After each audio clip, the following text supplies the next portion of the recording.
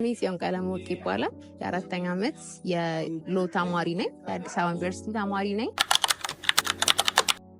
ዲስትራክተርስ ኮሚኒቲ ዛሬ አንድ ኢቨንት አዘጋጅቶ ነበረ። ዛሬ 97ኛ ሳምንቱ ነው ኮሚኒቲው እና መረድ በቀለ የአይኢ ኔትወርክ ፋውንደር ዛሬ ያው ኢቨንቱ ላይ ሴሽኑ ላይ ተገኝቶ የቢዝነስ ጆርኒውን ያጋጠሙትን ቻሌንጆች እነሱን የፈታበትን መንገድ አጠቃላይ የነበረውን የቢዝነስ ጉዞ ምን እንደሚመስል ለኛም እውቀትና ልምዱን ያው በነፃ ሼር አድርጎናል።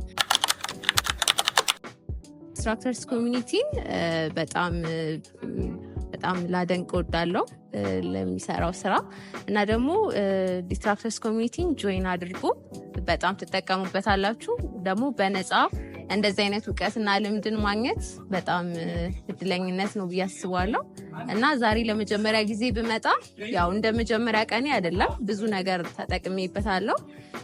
በቃ ይሄን ነው። አመሰግናለሁ።